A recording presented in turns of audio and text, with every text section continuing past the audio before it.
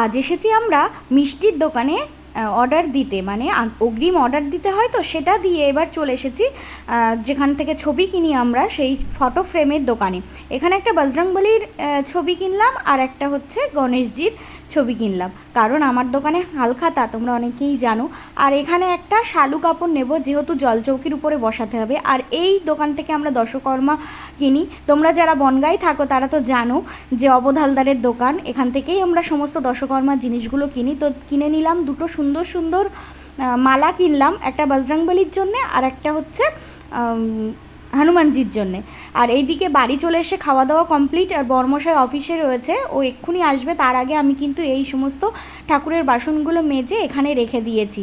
আর এখানে নিয়ে নিচ্ছি একটা টিফিন বক্সের মধ্যে বেশ কিছু জিনিস, যেগুলো আমার খুব প্রয়োজনীয় লাগবে, কারণ হচ্ছে হালখাতা, রাত পোহালেই হালখাতা আমার দোকানে।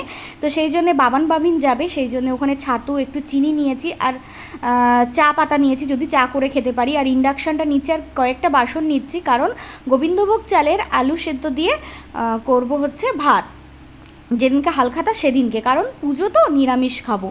আর এই দিকে একটা শাড়ির অর্ডার ছিল, এই যে কাকিনাড়া সিল্ক, এই অর্ডারটা ছিল, সেটা আমি নিয়েছি। আর একটা নিয়েছি বিছানার চাদর, এটাই পাতবো পেতে।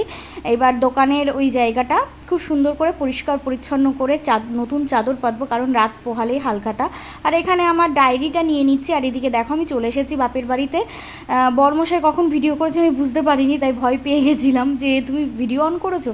তো এখানে একটু স্পিড দিয়ে দিয়েছি কাজটা, কারণ হচ্ছে সময়টা বেশি হয়ে যাচ্ছিলো, সেই জন্য আমার সমস্ত কাজ কমপ্লিট। তো এখানে পুজোর জিনিসপত্রগুলো রাখলাম, রেখে এখন যাব ফুলকাকির ঘরে, কারণ একটা জলচৌকি আনতে হবে। মা বাবা এখানে থাকলে তো আমার এগুলো অসুবিধা হতো না, কিন্তু ফুলকাকির ওখান থেকে নিতে হবে।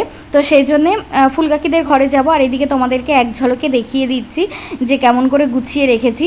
আসলে এরকম করে গুছিয়ে রাখবো তো আবার ওরা এসে সব লণ্ডভণ্ড করে দেবে, মানে কি বলবো, কিছু বলারও থাকে না।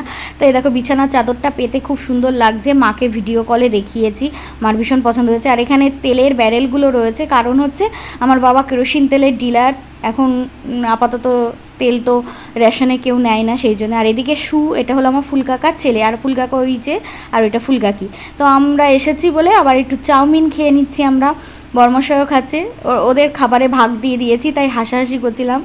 যাই হোক, চলো মিনি ব্লগটা এখানেই শেষ করছি, এক্ষুনি যেতে হবে।